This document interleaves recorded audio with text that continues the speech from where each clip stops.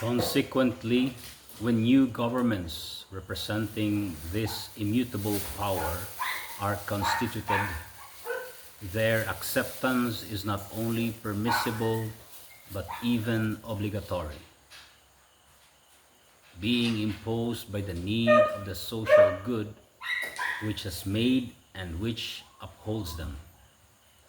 This is all the more imperative because an insurrection stirs up hatred among citizens, provokes civil war, and may throw a nation into chaos and anarchy. And this great duty of respect and dependence will endure as long as long will endure as long as the exigencies of the common good shall demand it, since this good is, after God, the first and last law in society.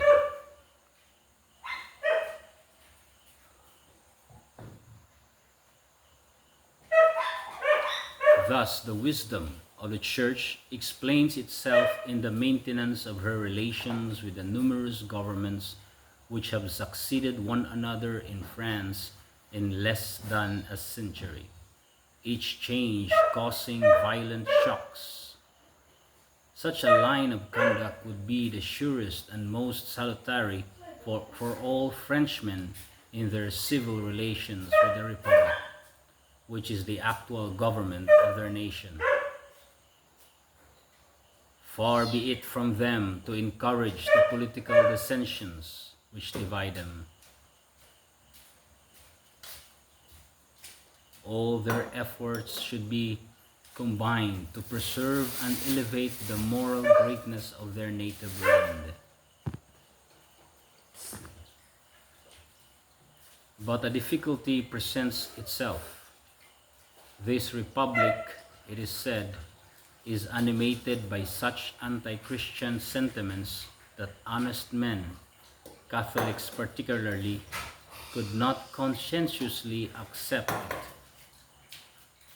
This, more than anything else, has given rise to dissensions and in fact aggravated them. These regrettable differences would have been avoided if the very considerable distinction between constituted power and legislation had been carefully kept in view. In so much does legislation differ from political power and its form, that under a system of government most excellent in form, legislation could be detestable, while quite the opposite under a regime most imperfect in form might be found excellent legislation. It were an easy task to prove this truth, history in hand, but what would be the use? All are convinced of it, and who better than the Church is in position to know it? She who has striven to maintain habitual relations with all political governments. Assuredly, she, better than any other power, could tell the consolation or sorrow occasioned her by the laws of the various governments by which nations have been ruled, from the Roman Empire down to the present. If the distinction just established has its major importance, it is likewise manifestly reasonable. Legislation is the work of men invested with power, and who, in fact, govern the nation. Therefore, it follows that, practically, the quality of the laws depends more upon the quality of these men than upon the power. The laws will be good or bad accordingly as the minds of the legislators are imbued with good or bad principles, and as they allow themselves to be guided by political prudence or by passion. that several years ago, different important acts of legislation in France proceeded from a tendency hostile to religion, and therefore to the interests of the nation, is admitted by all and unfortunately confirmed by the evidence of facts. We ourselves, in obedience to a sacred duty, made earnest appeals to him who was then at the head of the Republic. But these tendencies continued to exist. The evil grew, and it was not surprising that the members of the French episcopate, chosen by the Holy Ghost to rule over their respective illustrious churches, should even quite recently have considered it an obligation publicly to express their grief concerning the condition of affairs in France in regard to the Catholic religion. Poor France! God alone can measure the abyss of evil into which she will sink if this legislation, instead of improving, will stubbornly continue in a course which must end in plucking from the minds and hearts of Frenchmen the religion which has made them so great. And here is precisely the ground on which, political dissensions aside, upright men should unite as one to combat, by all lawful and honest means, these progressive abuses of legislation. The respect due to constituted power cannot prohibit this. Unlimited respect and obedience cannot be yielded to all legislative measures of no matter what kind enacted by the same power. Let it not be forgotten that law is a precept ordained according to reason and promulgated for the good of the community by those who, for this end, have been entrusted with power. Accordingly, such points in legislation as are hostile to religion and to God should never be approved. To the contrary, it is a duty to disapprove them. It was this that Saint Augustine, the great bishop of Hippo, brought out so strongly in his eloquent reasoning. Sometimes the powerful ones of earth are good and fear God. At other times they fear him not. Julian was an emperor unfaithful to God, an apostate, a pervert, an idolater. Christian soldiers served this faithless emperor, but as soon as there was a question of the cause of Jesus Christ, they recognized only him who was in heaven. Julian commanded them to honor idols and offer them incense, but they put God above the prince. However, when he made them form into ranks and march against a hostile nation, they obeyed instantly. They distinguished the eternal from the temporal master, and still in view of the eternal master, they submitted to such a temporal master. We know that, by a lamentable abuse of his reason, and still more so of his will, the atheist denies these principles. But, in a word, atheism is so monstrous an error that it could never, be it said to the honor of humanity, annihilate in it the consciousness of God's claims and substitute them with idolatry of the state. The principles which should regulate our conduct towards God and towards human governments being thus defined, no unprejudiced man can censure French Catholics if, sparing themselves neither fatigue nor sacrifice, they labor to preserve a condition essential to their country's salvation. one which embodies so many glorious traditions registered by history, and which every Frenchman is in duty bound not to forget.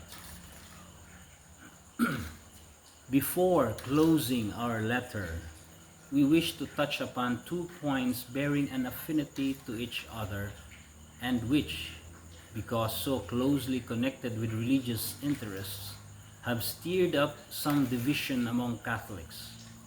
One of them is the Concordat, which for so many years has facilitated in France the harmony between the government of the Church and that of the state.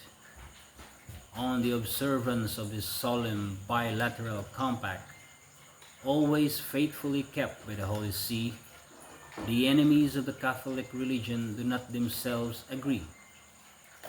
The more violent among them desire its abolition, that the state may be entirely free to molest the Church of Jesus Christ. On the contrary, others, being more astute, wish, or rather claim to wish, the preservation of the Concordat, not because they agree that the state should fulfill toward the Church the subscribed engagement, but solely that the state may be benefited by the concessions made by the Church, as if one could at will separate engagements entered into from concessions obtained, when both of these things form a substantial part of one whole.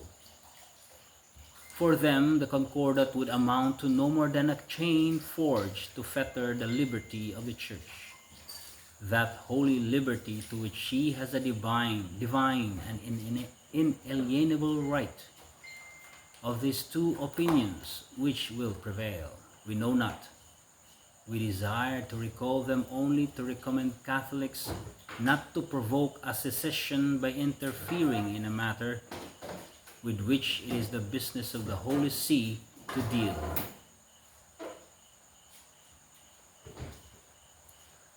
We shall not hold to the same language on another point, concerning the principle of the separation of the state and church, which is equivalent to the separation of human legislation from Christian and divine legislation.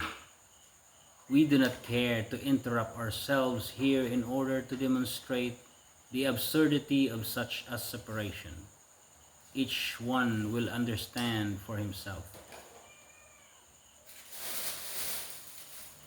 As soon as the state refuses to give to God what belongs to God, by a necessary consequence, it refuses to give to citizens that to which, as men, they have a right. As whether agreeable or not to accept, it cannot be denied that man's rights spring from his duty toward God. Whence it follows that the state, by missing in this connection the principal object of its institution, finally becomes false to itself by denying that which is the reason of its own existence. These superior truths are so clearly proclaimed by the voice of even natural reason that they force themselves upon all who are not blinded by the violence of passion. Therefore, Catholics cannot be too careful in defending themselves against such a separation. In fact, to wish that the state would separate itself from the Church would be to wish, by a logical sequence, that the Church be reduced to the liberty of living according to the law common to all citizens. It is true that in certain countries this state of affairs exists. It is a condition which, if it have numerous and serious inconveniences, also offers some advantages, above all when, by a fortunate inconsistency, the legislator is inspired by Christian principles. And though these advantages cannot justify the false principle of separation, nor authorize its defense, they nevertheless render worthy of toleration a situation which practically might be worse.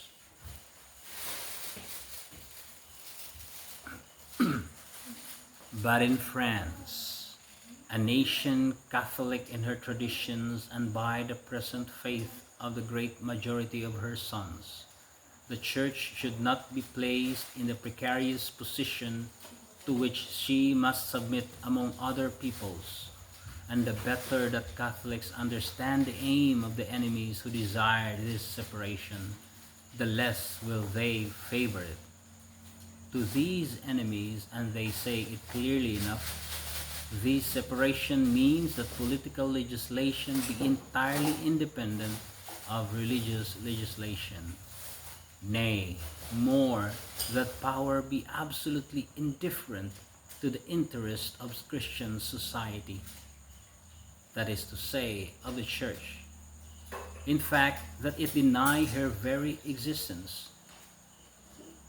But they make a reservation formulated thus: as soon as the Church, utilizing the resources which common law accords to the least among Frenchmen, will, by redoubling her native activity, cause her work to prosper, then the state intervening can and will put French Catholics outside the common law itself.